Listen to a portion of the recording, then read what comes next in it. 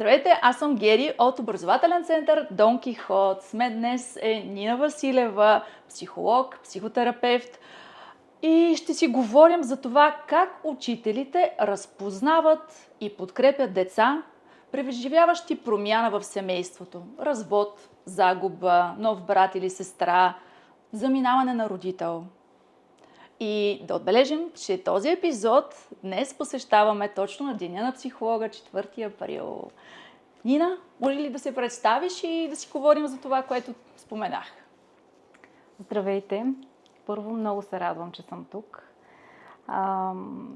За мен това място е много специално. Вие сте много специални. Ние се познаваме от доста време с вас. Така. И тази покана, точно на тази тема, е нещо, което много ме радва, първо. И мисля, че е така много важно да си говорим за всички тези промени, които настъпват в семейната система, желани или нежелани. И да си говорим на един език, който да е разбираем, човешки, много топъл. Темата е много жива и аз ви благодаря, че можем да си поговорим за нея. Като терапевт и психолог вече близо 20 години, винаги е било предизвикателство за мен да партнирам на образователната система точно в такъв тип казуси и преживявания. Да, и ние като образователен център точно за това сметнахме, че има необходимост тази тема да бъде част от нашите видеа, които правим и разбира се, кой по-добре от теб би могъл да ни се включи в тази тема. Знаем, че ти е много близка темата, че работиш по нея, в различни инициативи се включваш, които са свързани с тази тема. Направо към въпросите, Нина. Как учителят разпознава, че детето преминава през труден етап в живота си, труден момент? Има ли сигнали, които ни казват, ето тук един вау момент, аз го улових? Да. Много хубав въпрос е това, Гери. Сигнали има. Със сигурност. Да. Могат да бъдат видими, но могат да бъдат и много невидими. Въпросът е там, че ние ще доловим тези сигнали, само ако имаме сетива за тях. И всъщност дори да знаем, че имаме сетива, доколко тези сетива са отворени, са изчистени, долавящи, чувствителни на това, което се случва около нас, в децата, в детето. Учителите работят в много стресова среда. Така е. За мен да си учител в съвременния начин на живот е огромно предизвикателство. И аз много имам нужда да подкрепям учителската роля, учителската активност. Именно в всички тези предизвикателства, които са свързани с ситуации, идващи отвън при децата и семействата. Много е трудно, когато ежедневно си в един ритъм, да останеш любопитен. Много е трудно, когато си ежедневно в първи час това, втори час това, трети час другото, срещи, най-различни комуникация с колеги, с деца, с родители. Много е трудно да останеш чувствителен, любопитен, наблюдателен и да доловиш промени, за които да си зададеш въпроса какво се случва в момента. Тоест това, което аз наблюдавам, типично ли е за това дете или не е типично? За да стоиш в този въпрос, трябва да спреш с всичко останало. Така е. Трябва да си дадеш време, трябва да си дадеш възможност да го помислиш. Да. Сега се връщам в класната стая и наистина това ти си много права в това, че динамиката е толкова забързана. Ти си между часието и часа и по-скоро дори сме повече наблюдатели за това да не би някой да се удари, пък някой на някой нещо да направи, отколкото да обърнем внимание на тези малките. Любопитството е много важно в случая. Любопитство защо, любопитство каква е промяната, на какво се дължи тази промяна и в кой момент ще мога да спра всичко, за да обърна внимание на това, което ми прави впечатление. Да, как го виждаш, като си представиш тази училищна среда, училищната стая, как учителя да го направи в случая? Тук може би трябва да си дадем сметка, че учителя не е една роля, която е ето една такава роля и тя е такава навсякъде. Нали? Учителя в начален курс, начален етап има едни характеристики, съдържа едно поведение, отношение, свързване с децата. Учителя в прогимназиален етап е друг, в горните класове пък съвсем различно е. Така че учителя е една много гъвкава роля. Учителя е една роля, която съдържа изключително много елементи, много парчета има в тая роля. И те са както част от родителстването, защото един учител съдържа много родителско в себе си, така и част от приятелството, така и част от обществото и социално приемливото, желаното и така нататък. Така че едно е учителя да бъде наблюдателен в начален етап за тези промени, за тези преживявания от децата. Съвсем различно е да кажем в гимназиалните класове. Със сигурност дали един учител ще улови промените и какви ще бъдат тези промени е въпрос на изключително много неща. После време е да кажем, може би, че тези ситуации при децата извън училище, това, което им се случва в семейството и така нататък, те са желани и нежелани. Те са в положителен или неположителен смисъл. Тоест, промяна е да ти се роди детенце, да си имаш братче или сестриче в този смисъл. И това е една хубава промяна. Нали? Това се посреща положително от класа, от учителя. Съвсем различно обаче е да загубим родител. Да има раздял в семейството. Да има криза, която е в семейната система, в семейната реалност и тя е нежелана. За нея не се говори, да кажем. Как говори детето за трудностите в семейството, да речем. Как детето назовава тези трудности. То няма език много често за това. Няма думи. Да. И сякаш много често се случва, че детето е последното, което разбира в цялата в този кръг. До него информацията стига, мисля, че последни. Той не е подготвен. Детето също не е подготвено за това, което дори появата на нов член на семейството също не е. В повечето случаи децата не са подготвени за промените, които ще настъпят в семейството. Но на мен лично ми се е случвало в ситуации, може би не точно такива, но много често първосигнално използваме спокойно, всичко ще бъде наред, не се притеснявай. Мисля, че това не е начина, в който можем да помогнем. Ако забележим, видим тези сигнали, какви са стъпките, които трябва да предприемем? Какво правим като учител? Много често това спокойно, няма страшно, си оказваме на себе си най-вече. Така е, по-скоро, да. Защото сме доловили някаква тревога и тя някакси се е настанила в нас. Знаеш ли, може би първо е добре да кажем как изглеждат тези промени. Общо взето, за какво да се оглежда един учител, когато присъства в класа и общо взето сетивата му, на какви честоти да бъдат настроени от време на време, защото естествено учител има хиляди други ангажименти и задължения. Когато едно дете преживява промени, независимо от какъв характер, но тези промени, да речем, разстройват неговото ежедневие, детето най-общо реагира по два начина и в повечето случаи тези реакции са в област тяло. То може да се затвори, да се дистанцира от другите, да влоши своите умения за учене, ако щете да стане малко по-разсеяно, малко по-вглъбено, малко по-отцепено. Все едно е там, но го няма. Много често учителя започва да прави покани, концентрирай се, внимавай тук, защо не си писал и така нататък. Тоест, ето как нашия глас сам маркира някаква разлика.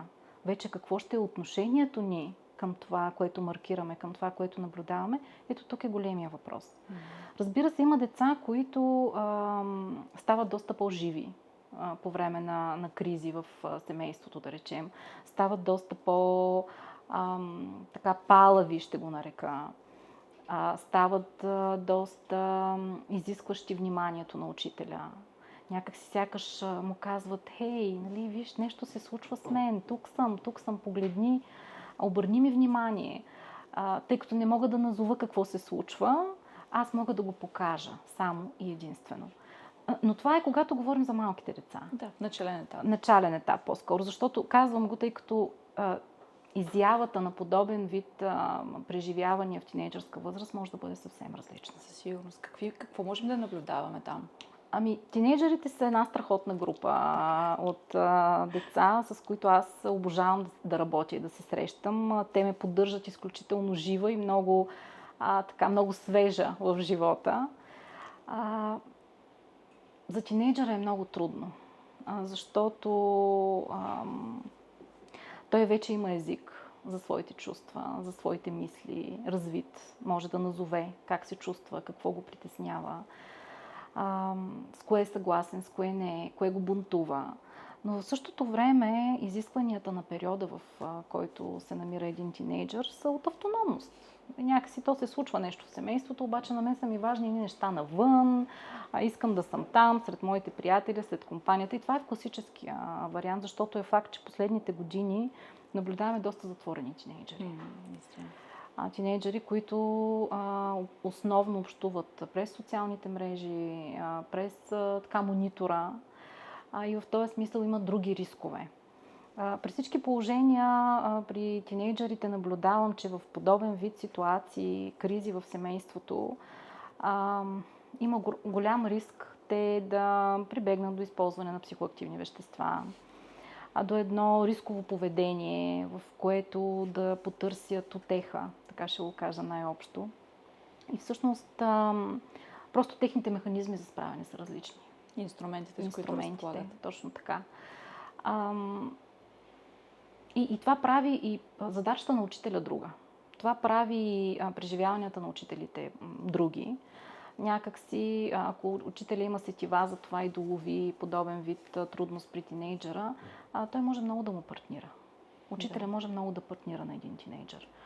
Тук може би да споменем, че доста голяма е разликата, защото в прогимназия, в гимназия учителите прекарват много по-малко време с децата, дори класния ръководител, и трябва наистина да си много чувствителен и да обърнеш внимание, защото лесно можеш да си направиш, че това не е твой проблем и да го прескочиш, или пък много често си казваме, това се дължи на възрастта, точно това е проблем, ето пак е. Чисто тинейджърски, и преминаваме към следващия. Ти си от клас в клас, различни деца, много деца. Много често тези трудности за тинейджера остават невидими за да. учителя. Учителите са много в гимназиалния етап. Там това да си поставиш за задача да наблюдаваш повторения в поведението на едно дете и в този смисъл да ги маркираш като някаква разлика и трудност е нещо много, много трудоемко. Трудно се случва заради много обстоятелства. Но като че ли най-важното, което трябва да знаем, е, че по време на трудности, независимо в каква възраст сме, ние имаме нужда от утеха, имаме нужда от някой, който да ни каже, дори много дискретно, дори много така, с едно изречение, тук съм за теб. Да. Ние имахме епизод съвсем скоро, точно с тинейджери, които говориха за поведението на учителите. Съвсем малко, да се върнем там. Как тази надменност, така, това над нас сме, липсва този разговорът. И ако ти не слезеш до тях, да намериш начин, по който да говориш, няма да откриеш и никаква връзка към тях, няма да откриеш проблемите. А пък има и проблеми. В смисъл, ако за един тинейджър нещо е вау, за учителя като възрастен може да му се стори, че това не е, но реакцията на тинейджера ще бъде една и съща в дадени моменти. Но все пак си говорим, за развод, за загуба на близък, за нов член, за заминаване на родител. Вече доста голяма част от родителите пътуват, за да могат да работят на различни места. И наистина добре улавяме сигнала, хващаме някакви неща, които се случват, виждаме промените в това дете. Какво правим? Ние сме сами в случая. Какво правим? Имаме ли си съмишленици в тази битка с тинейджера и с неговото поведение в случая, колкото и така да звучи? Може би първото, което трябва да направим, е да дадем на детето едно преживяване, в което има "виждам те". Това може да стане много финно. Спомням си, когато моите родители се развеждаха, аз бях втори клас и за радост имах страхотен учител. Ние живеехме в малък град. Тогава, началото на 90-те години, да се развеждаш беше тема табу. Въобще за това не се говореше. Това беше голям провал за едно семейство. Но моята учителка знаеше за това, което се случва, за разлика от много учители сега не знаят, че в семейството има кризи. Тя знаеше какво се случва и си давам сметка години по-късно за нейната подкрепа и за това как изглеждаше тая подкрепа. Тя много често идваше, минава покрай редиците да види кой какво и когато стигнеше до мен, си слагаше ръката на гърба ми. Някак си така, имаше едно нежно погалване. Имаше една покана от нейна страна, имаш ли нужда от нещо, написали си домашното, по това трудно ли ти беше. Някакси тя сякаш знаеше от какво имам нужда, без да го огласява, без да го назовава, без да го очертава като трудност или като липса, а много финно и много нежно присъстваше. Така че първото нещо, което един учител може би е добре да помисли, е как да адресира това, което чувства към едно дете по подкрепящ, подходящ начин. Било то с тяло, с поглед, с нежни думи, покана, реакция. Нали? Идеята е да кажем на детето: виждам те, виждам твоите трудности, виждам твоите преживявания и те подкрепям. Тук съм за теб. Аз не съм някой, от който трябва да се тревожиш и да се притесняваш. Да, може би тук трябва да има и повторяемост, защото едно дете, ако е в една от тези ситуации, може и тази затвореност от първия път да не покаже, че усеща тази подкрепа. Може би наистина трябва няколко пъти това нещо да се случи. Докато видиш, то ще реагира. Всеки би реагирал на протегната ръка в случая, в тази трудност, която се намира. Добре, спомена родителите. В твой случай учителят е знаел за какво се случва. Но в голяма част аз като учител си давам сметка, че не знам много неща, които се случват в семейството. Такива, които биха помогнали и на мен като учител, и на детето в дадена ситуация. Как родителят комуникира това нещо? Ти си от страната, работиш с много родители. Как си... Малко сякаш ги е срам да си кажат, пък неудобно им е да потърсят подкрепа, пък и си казват: то няма нужда, то ще мине, времето лекува, времето оправя всичко, той ще порасне. Точно така. Да. Как става тази комуникация? Трябва ли? Защото пък има и нещо друго, извинявай само. Учителят много често си казва: няма да навлизам там, защото пък някой от някъде ще ме види, пък да не взема да направя белята, нали, нещо ръководството, пък колегите, нещо, да не влизам тая, нали, не е там за мен да пипам, да питам и така нататък. Кой съм аз тук сега? Откъде идва сигнала от към родител, учител? Много хубав въпрос, много важен въпрос е това. Сега първо трябва да кажем, че до всички училища има спуснати препоръки от отдел закрила на детето как да работят в ситуация на промени в семейството и то от такъв характер промени. Много добре са разписани там стъпките. До мен никога не са стигали като учител. Съжалявам, за което но аз знам, че такива стъпки има и дори преди нашата среща си направих труда отново да ги прочета. Те ми бяха изпратени от педагогически съветник в едно голямо варненско училище. И там много добре са посочени етапите, през които един учител така може да премине в подкрепата за детето. Изобщо дейностите са много добре разписани. Но преди да се случи това, т.е. преди да тръгнем въобще в някакъв процес подкрепящ, трябва да се комуникира случващото се. И тук отговорността е и на родителя, и на учителя. От една страна, като че ли в повечето семейства, с които работя, го има страха. Как учителя, училищната институция ще посрещне тези промени. Как ще ме посрещнат в споделянето. Знаете ли, ние сме в труден период с, да кажем, моя партньор. Разделяме се с бащата на Мария, на Димитър или еди си кой. И в този смисъл ни е трудно. Някак си като че ли родителите се страхуват, че ще срещнат една оценка в реакцията на учителя, че ще срещнат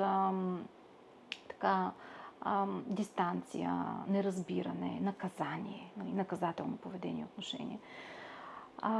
И в зависимост от това как мисли един родител по отношение на тая картина, какво да споделям аз с учителя на своето дете, това и ще направи. Да, може би се притеснява и да не биде с обратен знак да дойде сега учителя, пък да не рефлектира върху детето в класа, нали? Също го има това. Абсолютно. Пак децата, ако разберат в класа, да спасява го по този начин, без да прояви тази комуникация, защото си казва, по-добре на никой нищо. Всъщност трябва да ти кажа, че тъй като аз работя в темата за раздялата от много време, развиваме една програма с колегите The Kids in the Middle, в която организирахме един изследователски екип. В него се включиха и учители, и педагогически съветници, и много колеги психолози от цяла България. Имаме регулярни месечни срещи, в които поставяме такъв тип казуси. Последната ни среща беше много интересна. В нея се включи един учител и един педагогически съветник. И в тази среща точно това комуникирахме, как учителя всъщност много неща си мисли, че се случват, че така детето има като трудности, без изобщо да знае, че голяма част от тези трудности идват заради промените в семейството. И когато няма информация от родител, когато няма възможност да се извърши наблюдение върху детето, когато някакси има много маски пред симптома, така да го кажа, ние наистина оставаме като слепи и глухи по отношение на това, което детето има като нужди. И мога да кажа, че в този случай родителите, особено когато детето е малко, особено когато детето е в възраст детска градина, в възраст 1-4 клас, изключително важно е да има доверителни отношения между родител и учител. То е важно до края на образователния процес. Триъгълникът, за който се си говорим. Точно така. Се излиза. Трябва да има комуникация, да има жив диалог. Не бива да сме в монолог. Да. Има ли начин, по който да говорим с детето? Мисля, че дори аз и като родител питам също в случая, и като учител, има ли начин, по който да говорим? Трябва ли, например, на малкото дете да му кажем в прав текст какво се случва, да е наясно с всичко какво се случва? Сега, тук зависи от коя позиция говорим. Защото, примерно, ако говорим от позицията на родителя, трябва да знаем, че детето много добре знае какво се случва. Така е. И то, като казвам знае, нямам предвид, че знае информативно, нали, чисто фактологично. Усеща. Точно така. То знае през вътрешните си сетива, през това, което усеща в тялото си. Детето знае много повече за това какви трудности имаме и колко големи и дълбоки са те, именно през усещанията, които има. И то именно през усещанията, през реакциите си, през поведението си ни показва, че знае. Става неспокойно. Много често имаме нарушения в храненето и хранителното поведение. Нарушенията в съня също така. Нарушенията в комуникацията. И прави ни впечатление, че детето става доста по-изострено, доста по-напрегнато или по-затворено, неща, които вече аз споменах. И това, което много често съветвам и родителите, и учителите, да бъдем честни към децата си. Да бъдем честни в отношенията си, защото това носи спокойствие и сигурност. Друг е въпросът как сме честни. Да. Друг е въпросът как говорим. Друг е въпросът какви думи, какъв език използваме. Много често срещам родители на малки деца, които, преживявайки трудности, криза, започват да обясняват на детето си, защото, разбира се, така имат усещането, че го въвеждат в ситуацията, че могат да го подкрепят, че ето, нали, то знае, ще разбере, ще ни уважи решенията и така нататък, и така нататък. Всъщност детето няма нужда от толкова много думи. Детето няма нужда от тези обяснения на обяснението. Детето, особено в малката възраст, то не борави с тези социални компоненти, с които борави един възрастен. И то няма никаква представа какво точно дори му казваме в момента, обяснявайки всички тия сложни в живота на възрастния човек обстоятелства. Детето има нужда от кратка история и от много емоционален отклик в това, което съобщаваме. Знаейки, че чувайки какво споделяме с детето, какво казваме на детето, знаейки, че то ще преживее, да кажем, страх, че ще преживее несигурност, тъга. Ние трябва да останем емоционално откликващи, да се подготвим първо за тази нужда от емоционална от емоционално съпровождане и да го направим спокойно. Добре, така бихме постъпили с дете в начален етап. Въпросът ми е, говорим си за начален етап, но какво става с гимназия, прогимназия? Там моите наблюдения са, че се затварят в това и не искат да чуят за този проблем. Той не съществува. Моите родители се разбират, те тук нещо се случва, ама аз пък не искам да се меся. В това не ме интересува. Не искат да стигнат. И това много обяснение, според мен, пред тях също не минава. Не знам. Ти ще кажеш дали е така. Какви са думите към тинейджерите, с които трябва да комуникират и учители, и родители? Всъщност права си, че потребностите на тинейджера са извън дома много често и защо след една определена възраст, така като родител на тинейджър в момента, виждам и аз какво се случва у дома. Все по-малко има нужда да комуникира с нас, все повече така се цели пространството негово, самотено. Всеки ден ме пита от колко ще се на работа днес. Общо взето, кога ще е свободна територията. Неща, които са абсолютно нормални, очаквани да се случат в тази възраст. И да, когато се случва нещо в семейството, тинейджъра наистина така търси своето решение навън.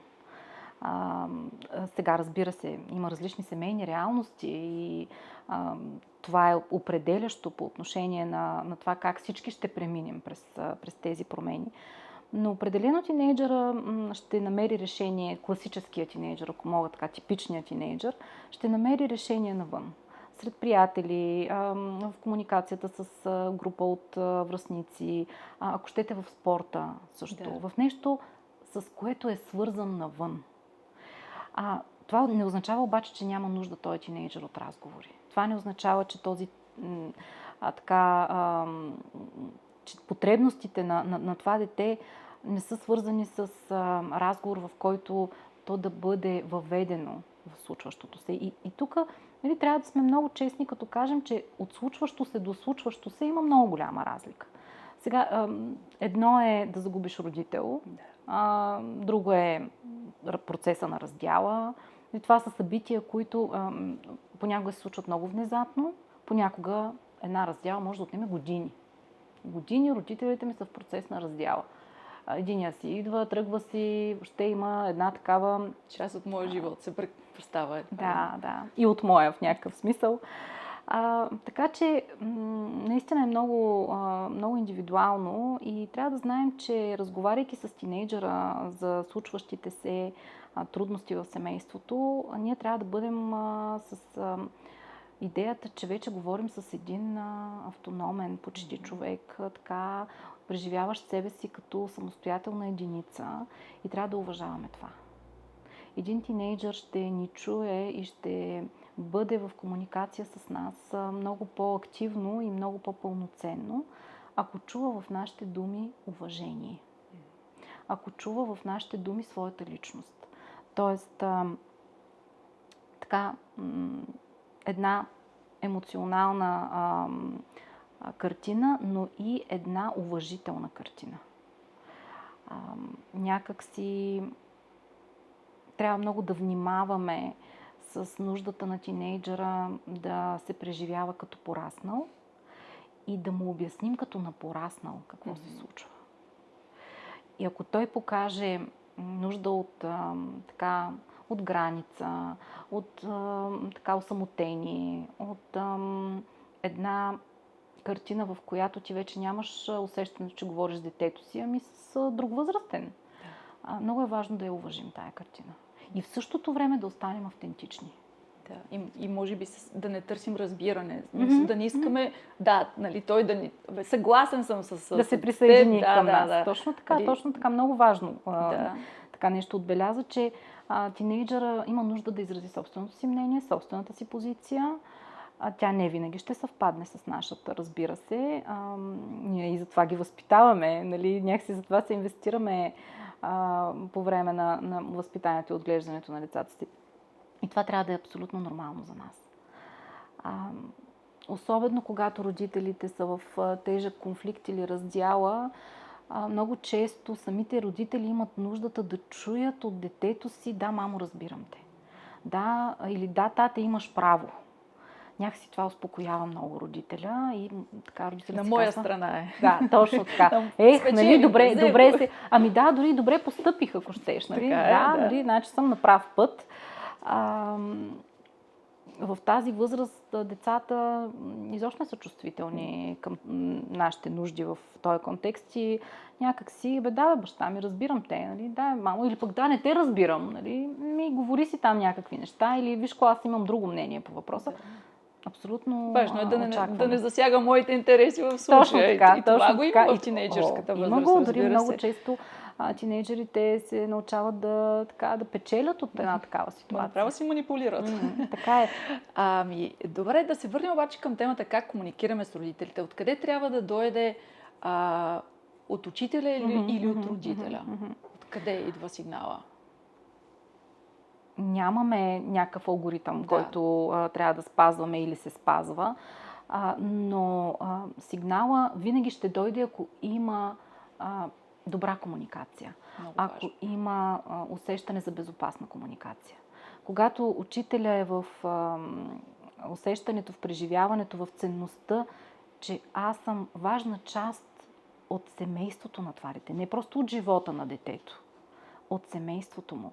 Аз съм един значим възрастен, който е част от семейната им реалност. Да, периферна, нали? Но е много важно аз също да бъда в активност спрямо всички останали членове на семейството, когато говорим за всяко едно дете. И нали, ако си представим учителя в средата и децата, и мрежата, в която участват те, ще си дадем сметка колко сложно и колко трудно се комуникират всякакъв вид теми, а тези още повече. Така е, да. Аз работя с много учители в добро партньорство и винаги ги поздравявам, когато ме търсят, когато дори се допитват до мен: виж какво, нали, тук наблюдавам някакви неща, че се случват, какво да правя. И винаги казвам: потърсете си специалиста в училище, защото страхотни колеги работят в училищата и педагогически съветници, психолози. Те знаят какво да правят. Те ще ви подкрепят. Те ще ви помогнат да изградите модел на поведение, който да е подходящ в контекста на нуждата. Нали? Какво точно има нужда детето да бъде подкрепено, семейството, как и така нататък. Със сигурност трябва да се работи по-активно в екип. И в този екип, разбира се, е включен и родителя. Нищо, че той не присъства постоянно. Екип, разбира се, абсолютно. И в този смисъл трябва да го въвличаме постоянно. Не бива родителя да бъде оставен на страна. Щадящ. Точно така, да. Или пък да не си навличаме сега неприятности, другото. Какво ще ги занимаваме хората? Те и без това им гори, нали, на главата много неща им горят. Не е така. Като спомена специалистите в училище, аз наистина съм на мнение, че работят прекрасни хора в училищата и те имат постоянно работа. Наистина, нон-стоп са от казус в училище. Но много често сякаш родителите приемат психолога и педагогическия съветник като те не са на моята страна, те са на страната на училището. Има едно такова разделение сякаш.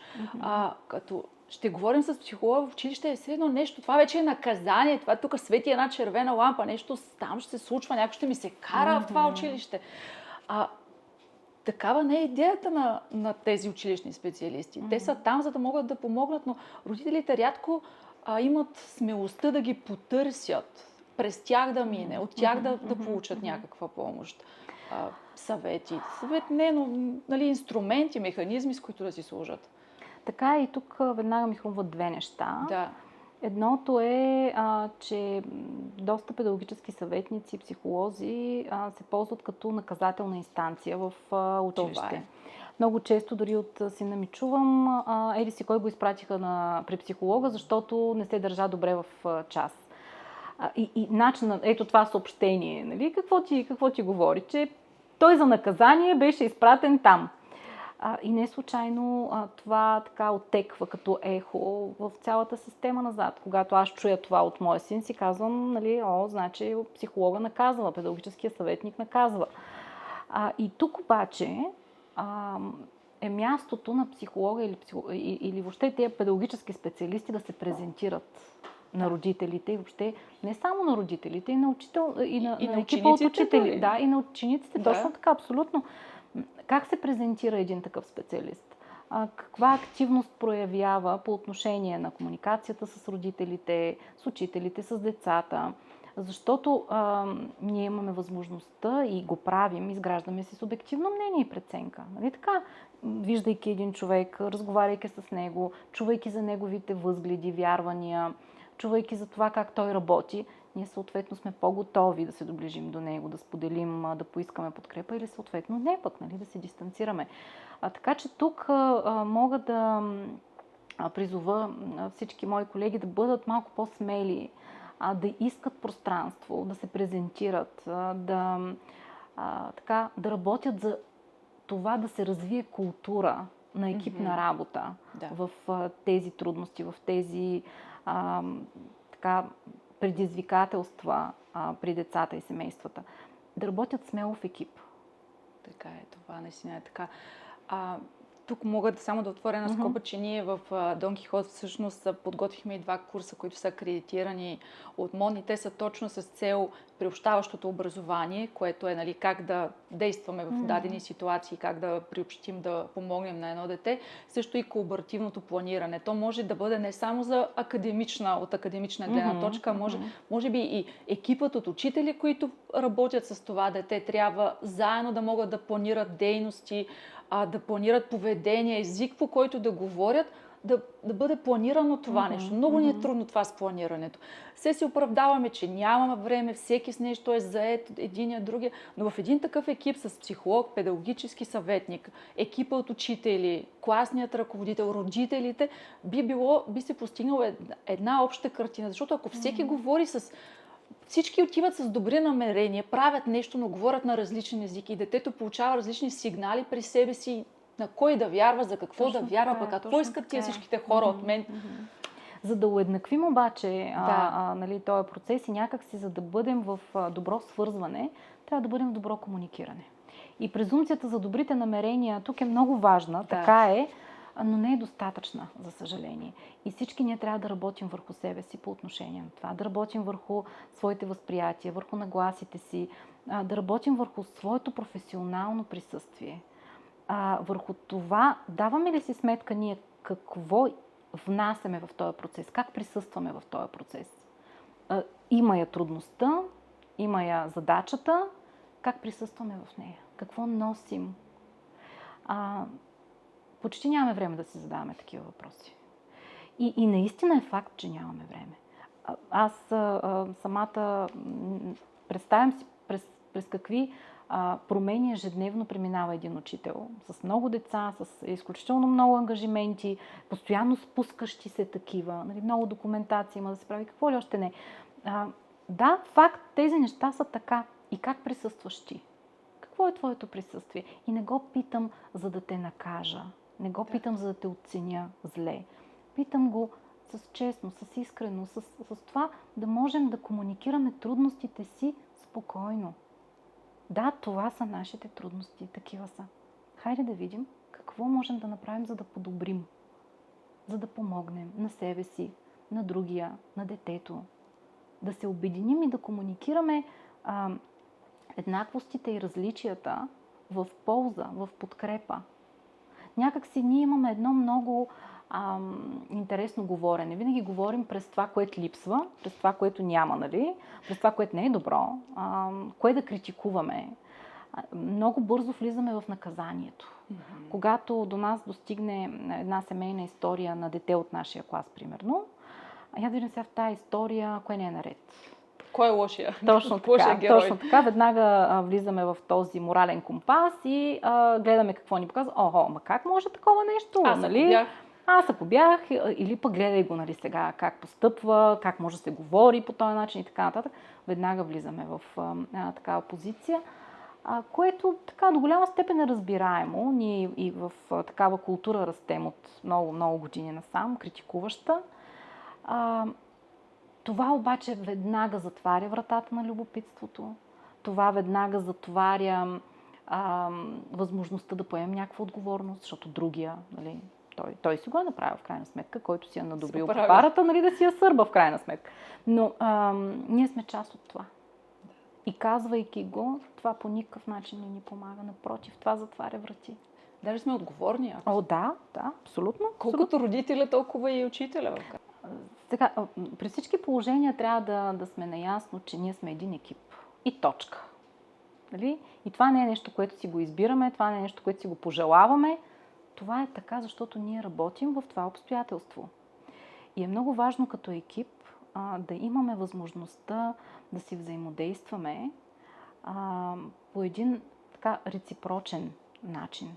Тоест аз казвам, ти казваш, аз питам, ти питаш. Да има някаква да има едно добро свързване. Така. И доброто свързване много често е трудно. Много често имаме съпротиви да го правим, особено когато знаем, че могат да ни накажат. Как да се свържа с тебе, като че чуя от тебе едни неща, които ще ме накарат даже да се чувствам по-зле. И това може да е както по отношение на учител-родител, така и обратното. Родител-учител. Нали? Много често родителя се страхува да се обади на учителя, за да пита нещо, и много често учителя не желая да се обажда на родителя да каже нещо, защото ще чуе и едни други неща, вероятно. Ще влезе в едни други теми, един разговор, който не се знае на къде ще отиде. Ето колко много страхове ни блокират. Когато сме блокирани, ние не взаимодействаме. Не. Ние се пазим. Когато сме блокирани, ние не желаем да комуникираме и да адресираме нашите преживявания и нужди, а по-скоро да ги съхраним, по-скоро да не бутаме там, защото не се знае какво ще се случи. Онова, в което трябва да стоим, е знанието ни за нашите отговорности. И като учители, и като родители, и като специалисти, да кажем, педагогически. Тоест, къде е нашата професионална отговорност, къде е нашата лична отговорност, къде е родителската отговорност. Защото родителя също трябва да поеме отговорността на комуникацията. Когато има нещо, което ме тревожи, мога ли аз да проявя отговорност и да комуникирам тая тревога с учителя? Ама той, да кажем, не ме чува добре, не ме разбира добре. Добре, какво мога аз да подобря, така че тази комуникация да се измени? Много често в комуникацията присъства вие така, вие еди си как си, ако вие това, то ние еди си какво си. Някак не можем да говорим през аз съобщенията. Да. Много ни е трудно. Да намерим вътрешния си глас, нали, нашето си, и да го назовем от първо лице. Всъщност тук идва основното нещо, което е лично за мен доверието. Това е толкова трудно да се постигне там, в този триъгълник. Много липсата на доверие. Ако човек като родител или като учител малко прояви и приеме и даде своето доверие, много по-лесно биха се случили нещата. Малко не си вярваме в този триъгълник. Не влизаме, точно да преминем крачка напред и хоп, дърпаме назад. Нещо ни, това за блокирането, което каза по някакъв начин. Добре, говорим за родителя, учителя, специалистите са екип, но един момент идва, в който учителят трябва да може и да се предпази. Как учителя може да се пази, когато подкрепя едно? Нали, не пази да сложи щита и да се бронира, но как да запази себе си в едни такива емоционални. Ние сме хора и учителите, колкото и да ни имат за някакви страшилища, човешкото е основно там. Затова сме избрали и тази професия, малко или много. Защото ние носим емоциите на децата, носим емоциите на семейството, обаче трябва да можем и да се предпазим от това. Не можеш да приемаш. Ти знаеш за твоята работа, ако всичко приемаш по начина да бъде вътре в теб, ти не можеш да се храниш по някакъв начин. Учителите, и не само учителите, педагогическите специалисти, в това число и ние психолозите, наистина трябва да имаме механизми, през които да успяваме да вентилираме, да успяваме да съхраним. Тая думичка да се пазим обаче, така мен лично малко ме смущава. Така е, да. Въпреки че по естествен начин си го казваме точно така. Не бива да се пазим от емоциите си. Нито от емоциите на някой друг в смисъла да... Сега говоря за приемливите, разбира се, изяви на тия емоции. Емоцията не е нещо, от което трябва да се страхуваме. Чувствата не са нещо, от което трябва да се страхуваме. Те са много важна част от нашето свързване. И какъв филтър ще сложим, по какъв начин ще ги адресираме, по какъв начин ще взаимодействаме с тях, ще работим с тях е много, много важно обстоятелство. Като учители трябва да знаем докъде.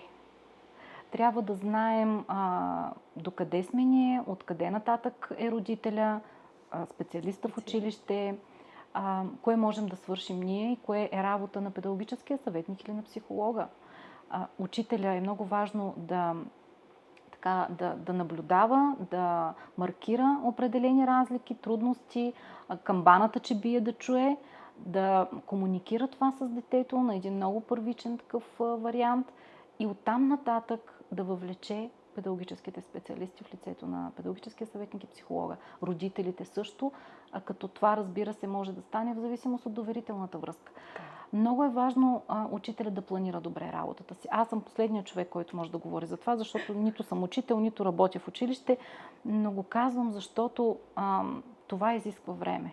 Да успяваме да се освободим, да успяваме да заредим и да сме отново подготвени за деня и за преживяванията на децата, за техните нужди.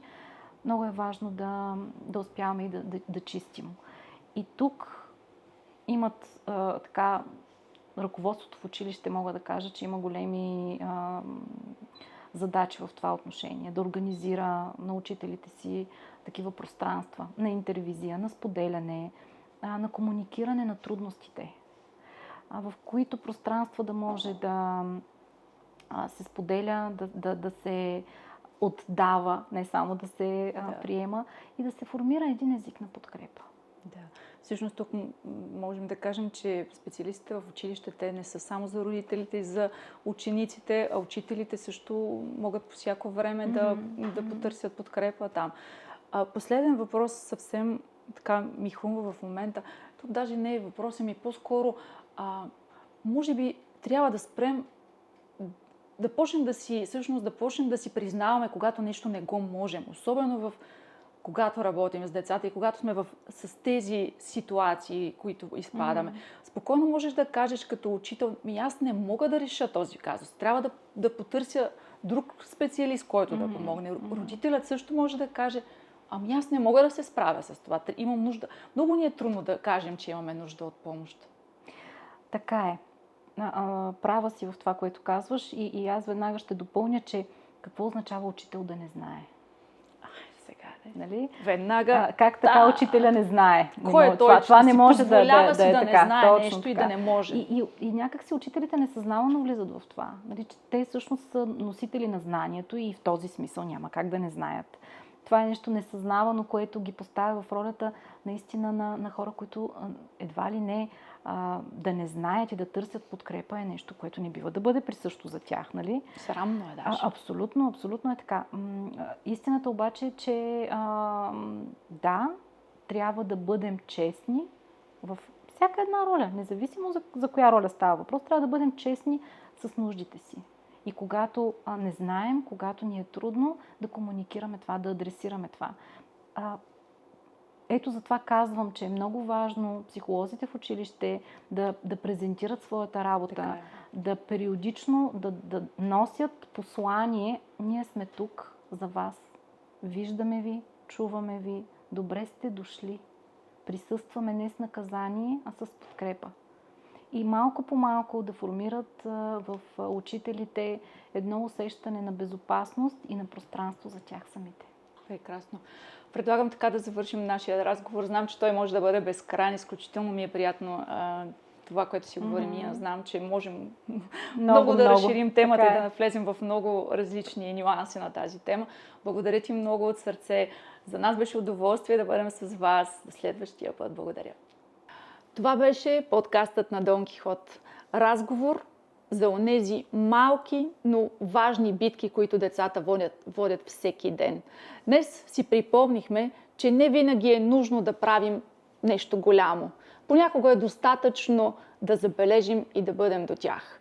Благодарим на Нина Василева за този разговор, а на вас бъдете от хората, които помагат на другите да се изправят, дори когато не се вижда с какво се борят. До следващият епизод.